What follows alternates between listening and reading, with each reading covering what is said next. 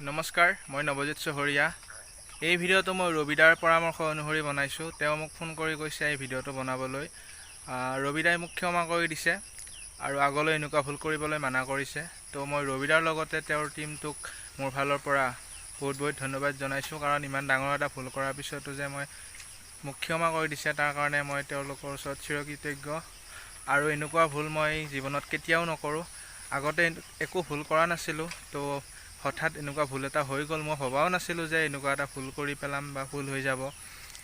তো মই অকল মোৰ মাইণ্ডছেটৰ কাৰণে এনেকুৱা কৰা নাই, বা লগৰ কথা শুনি বা কেইটামান ভিউজ আৰু ছাবস্ক্ৰাইবাৰৰ কাৰণে মই এনেকুৱা কৰিছিলোঁ। তো মই ভিডিঅ' মানে চিনেমাখনৰ কথা কৈছোঁ, মানে আপলোড কৰিম নকৰিম এনেকুৱা কৰি থাকিও মই হঠাৎ আপলোড কৰি দিলোঁ। এনেকুৱা কথা এটা হয় যে কিছুমান কথা হ'বলগীয়া থাকে কপালত, যে এইটো তোৰ এনেকুৱা হ'বই। তো এনেকুৱাই হৈ গ'ল।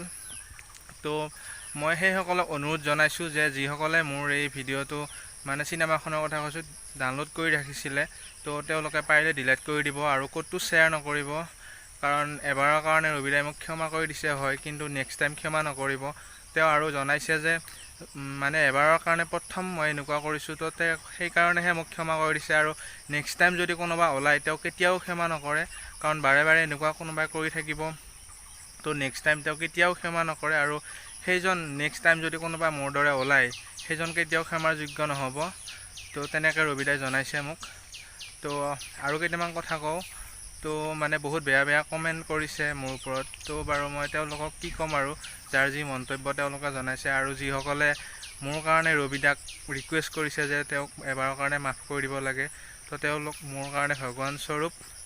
তো সকলোৱে ভালে থাকক তাৰে কামনা কৰিছোঁ। মোক বেয়া কমেণ্ট কৰা সকলেও ভালে থাকক, ভাল কমেণ্ট কৰা সকলোৱে ভালে থাকক। তো শেষত মই ৰবিদাক বহুত বহুত ধন্যবাদ জনাইছোঁ যে তেওঁ মোৰ কাৰণে এইখিনি কৰিছে।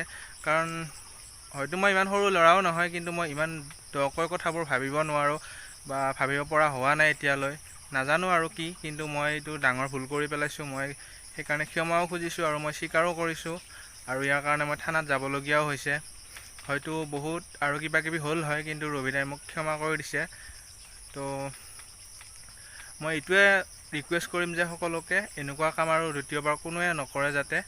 তো আৰু যিসকলে মোৰ এই চিনেমাখন কোনোবাই যদি ডাউনলোড কৰি ৰাখিছে মোৰ চেনেলৰ পৰা, তো প্লিজ ডিলিট কৰি দিব আৰু এনেকুৱা কাম কেতিয়াও নকৰিব। আৰু হলত যাই চাওক চিনেমাখন, কাৰণ হলত যাই চোৱাৰ মজাটোৱে বেলেগ। তো আপোনালোকেও যাওক। কি আৰু বহুত পইচাটো খৰচ হৈয়ে থাকে জীৱনত, বা দৈনন্দিন জীৱনত বহুত পইচা খৰচ হৈয়ে থাকে। 100 টকা 200 টকা খৰচ কৰি চিনেমাখন চাওক, বহুত আনন্দ পাব। তো শেষত জয়াই অসম, ইমানে আজিলৈ। আৰু প্লিজ কৈছোঁ মাফ কৰি দিব, আৰু কোনোৱে যাতে বেয়া ভাবি নাথাকে, বেয়া পাই নাথাকে। কাৰণ বহুত ডাঙৰ ভুল এটা কৰি পেলালোঁ, আৰু এনেকুৱা ভুল জীৱনত কেতিয়াও নকৰোঁ। তো মোৰ ভুলৰ মই শাস্তি পাইছোঁ। তো আপোনালোকে যাতে এনেকুৱা ভুল কেতিয়াও নকৰে তাকে কামনা কৰিছোঁ। ধন্যবাদ।